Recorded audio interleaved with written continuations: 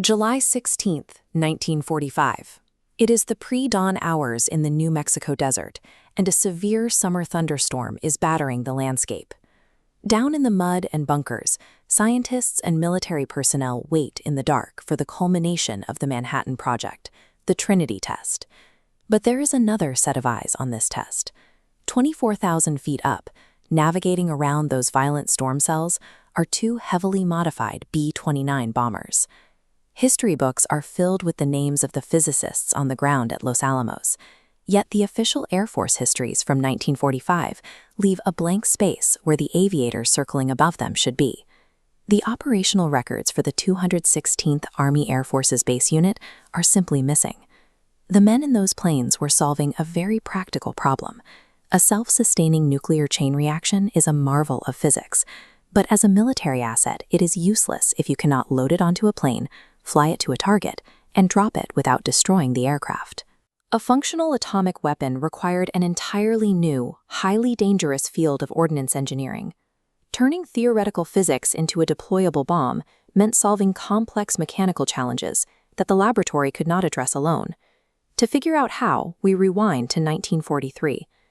The military paired Captain William Deak Parsons, a brilliant Navy ordnance engineer, with Major Clyde Shields, an Army Air Force's test pilot. Their job was to weaponize the Los Alamos science. The physical constraints were extreme.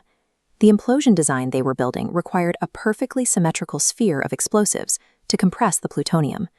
The result was a 10,200-pound steel pineapple, codenamed Fat Man. It looked and behaved like no aerial bomb ever designed. Getting that massive shape out of an airplane required 20 months of aircraft modifications. They created a special fleet of Silverplate B-29s, expanding the bomb bay doors and designing custom release mechanisms. From Wendover, Utah, Shields' crews flew over 100 dummy drop tests. They needed to perfect the trajectory, calibrate the internal fuses, ensure the bomb wouldn't tumble, and prevent premature detonation. By successfully engineering these planes and the bomb's casing, the 216th proved that deploying the massive weapon was aerodynamically viable. They had built the delivery system, and now they had to test it with a live nuclear core. That brings us back to the preparations for Trinity. The team faced a glaring blind spot. No one actually knew how powerful the plutonium implosion was going to be. Estimates ranged from a complete failure to 45,000 tons of TNT. To measure the yield, Luis Alvarez devised a workaround. B-29s would drop aluminum canisters equipped with parachutes over the blast area. Inside, microphones measured the shock wave's pressure, instantly transmitting data back to the circling planes via FM radio signal. But on the stormy morning of July 16th, as the B-29s waited overhead, J. Robert Oppenheimer grew concerned. He realized the sheer unpredictability of the explosion meant he had no way to guarantee the safety of the men in the air. At the very last minute, Oppenheimer ordered the B-29s to stay at least 20 miles away from ground zero.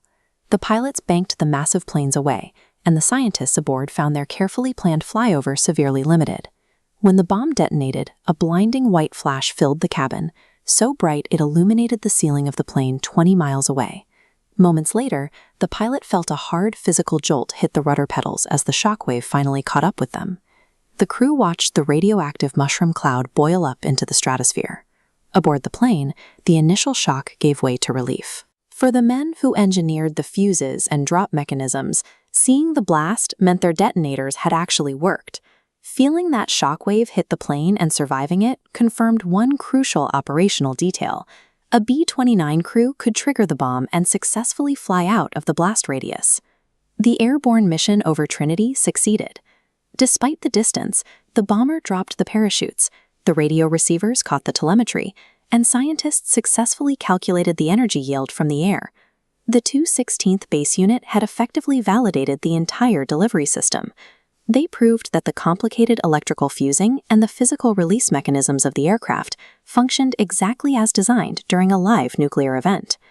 The timing of this test was critical. Trinity served as a full-scale dress rehearsal, executed a mere 3 weeks before the weapon was scheduled for combat deployment. The identical flight procedures, the Silverplate aircraft modifications, and the drop techniques perfected by these crews were the ones used directly over Hiroshima and Nagasaki. The relentless engineering and flight testing transformed a scientific breakthrough into a functional, deployable weapon. Their work moved the atomic bomb from the laboratory environment into a combat-ready delivery system.